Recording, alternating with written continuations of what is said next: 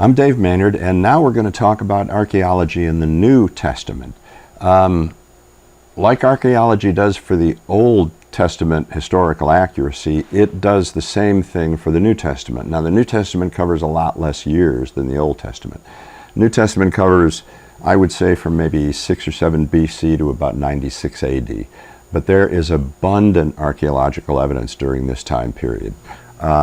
Sir William Ramsay, the great archaeologist in the late 19th and early 20th centuries, actually set out to prove Luke, the Gospel of Luke, was wrong. Now, Luke wrote the Gospel of Luke, and he wrote the book of Acts. And again, just like William Albright, after 30 years of in-depth archaeological research, Ramsay completely changed his mind.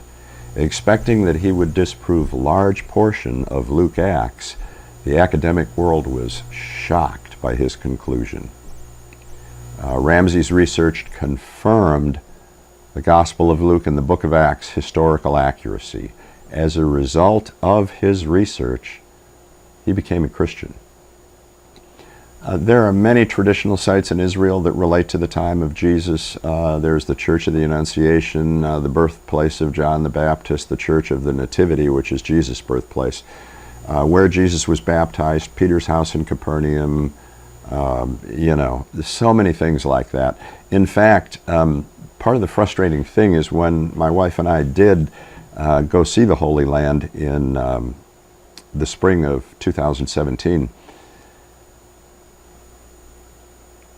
people after the New Testament times, specifically after Constantine said Christianity is no longer illegal, a lot of the people and rulers built churches to commemorate where Jesus was, and there was a church built everywhere.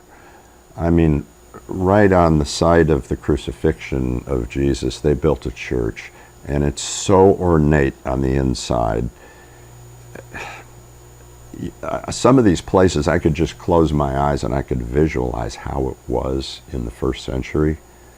I couldn't do that in the Church of the Crucifixion. It was so ornate in there, and they were herding us through like cattle because a lot of people wanted to see it.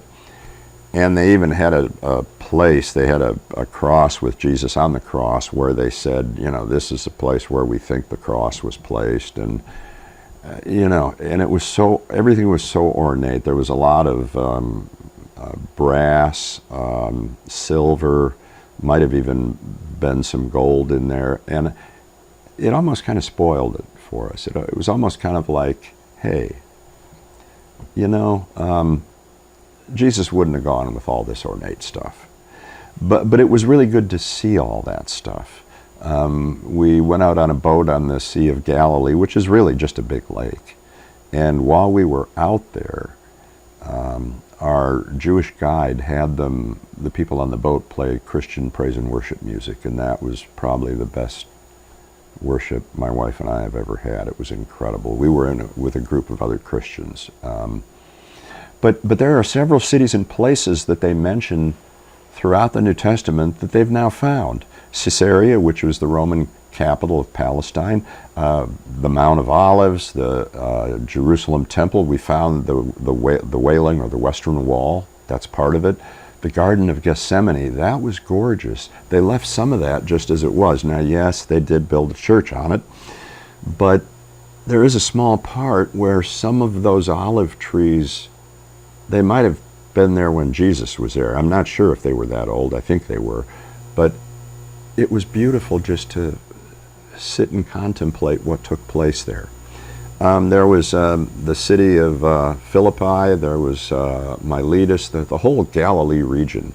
And then you go into Turkey and you'll find Ephesus. You'll also find in some of the Greek lands, Iconium, Lystra, Derbe. Thessalonica is in Turkey. The city in northern Palestine like Tyre and Sidon. In northern Israel like Nazareth.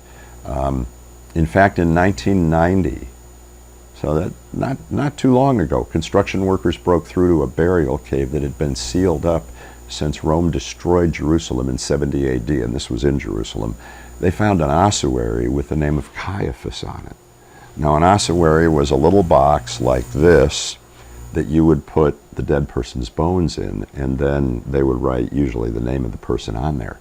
So we know that Caiaphas was a Jewish high priest, just like the New Testament says. That inscription, along with other inscriptions of family members in this tomb area, identified it as Caiaphas, the Jewish high priest who plotted against Jesus.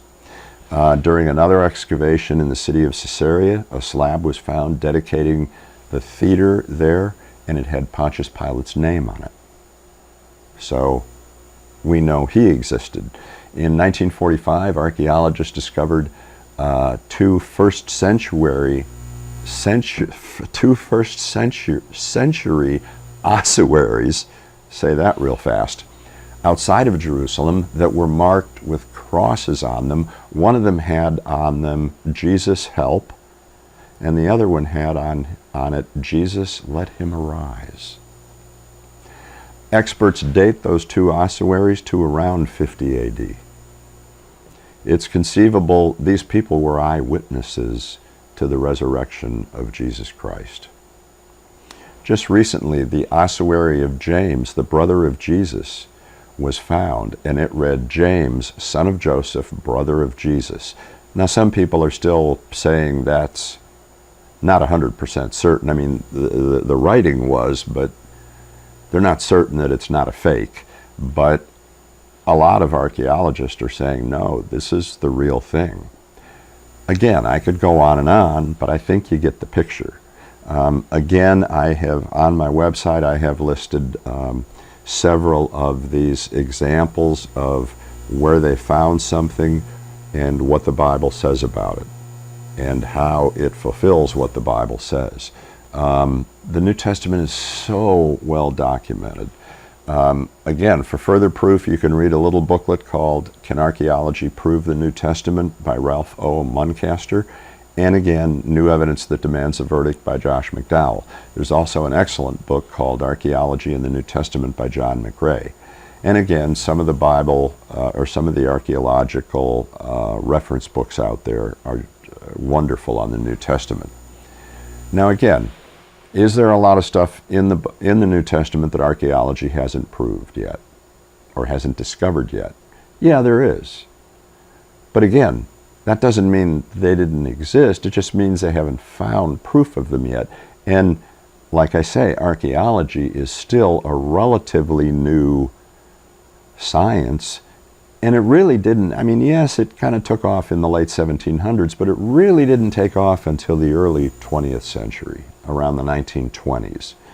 So new discoveries are being made every year that support the Bible, both the Old and New Testament. Again, I gave you a website reference as to that. I gave you three, actually, website references that talk about archaeology and the New Testament. And then I've also listed those books and booklets for you. So next time, we're going to talk about the science argument. So I'll see you then. Bye-bye.